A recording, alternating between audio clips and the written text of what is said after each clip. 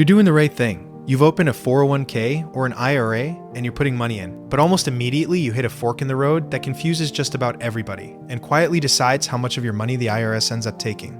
Roth or traditional. You'll see this choice on your 401k at work and on your IRA, and here's the thing. Picking the wrong one could cost you tens of thousands of dollars over your lifetime. So today I'm going to make this dead simple, because once you understand it, the whole thing really comes down to a single question. Let's get into it. First, the core difference, and it's all about timing, specifically when you pay your taxes. With a traditional account, your money goes in before taxes.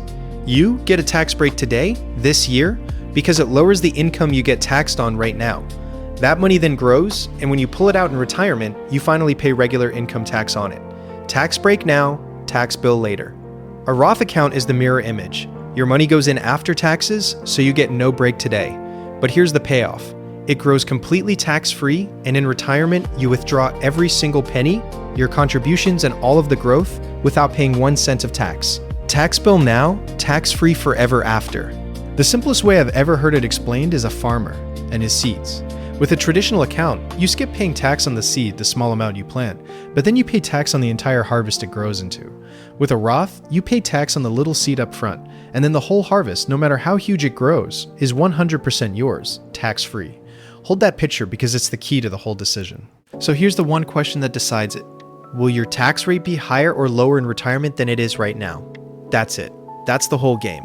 If you think your tax rate will be higher later, you want the Roth, because you'd rather pay the tax now while your rate is low. If you think your tax rate will be lower later, you want traditional, because you'd rather defer the tax and pay it later at that lower rate. Now, how do you actually guess that? Here's the rule of thumb. If you're young, early in your career, or in a lower tax bracket right now, the Roth is usually the smart bet. Your income will very likely climb as your career grows, and honestly, tax rates across the whole country could be higher decades from now too. Locking in today's lower rate is a gift to your future self. But if you're a high earner in your peak earning years, sitting in one of the top tax brackets, traditional often wins. You get to skip the tax at your highest ever rate today, and you'll probably be pulling that money out at a lower rate in retirement. And there's an extra reason young people especially should love the Roth. Go back to that harvest. When you're young, you've got decades of compounding ahead of you, which means your harvest is going to be many, many times bigger than the seed you planted. Picture $6,000 that grows into $60,000 over your career. Would you rather pay tax on the $6,000 going in or the full $60,000 coming out? For most young people, taxing the seed is the obvious win. The Roth lets you do exactly that. Now here's an advantage of the Roth that almost nobody talks about until it's too late. Required minimum distributions. With traditional accounts, the government eventually forces your hand. Starting somewhere around age 73 to 75, depending on when you were born, you are required by law to withdraw a chunk of that account every single year, whether you need the money or not, and pay tax on it. Roth IRAs have no required withdrawals during your lifetime. None. Your money is allowed to just sit there and keep growing tax-free for as long as you want, and it becomes one of the most powerful ways to leave a tax-free inheritance to your family. That's real control, on your terms, not the government's. But here's what the endless which one is better arguments online completely miss. You don't actually have to choose just one. You can split your money between both, and doing that gives you something incredibly valuable in retirement, a tax style. When you have money in both a traditional and a Roth bucket, you get to choose where to pull from each year to control exactly what tax bracket you land in. Since literally nobody knows what tax rates will look like 30 years from now, having both is a smart hedge against an unknown future. And there's a good chance you'll end up with both anyway, because of one important rule. Your employer's 401k match always goes in as traditional, pre-tax money, even if you choose the Roth option for your own contributions. So if you pick the Roth 401k, your own money grows tax-free, while the free match money quietly builds up on the traditional side. You get built-in tax diversification without even trying. Let me give you one more honest truth about the math. If your tax rate were exactly the same now and in retirement, Roth and traditional would actually come out mathematically identical, but only if you took the tax break from the traditional and invested every dollar of it.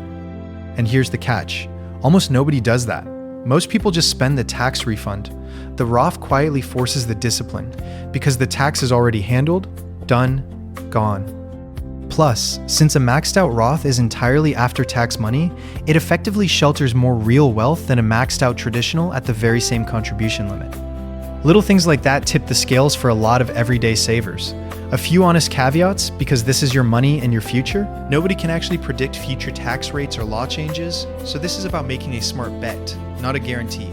Very high earners may not be allowed to contribute to a Roth IRA directly because of income limits, though there are legal workarounds that are a whole video of their own. And the truly right answer depends on your income, your state, and your specific plans.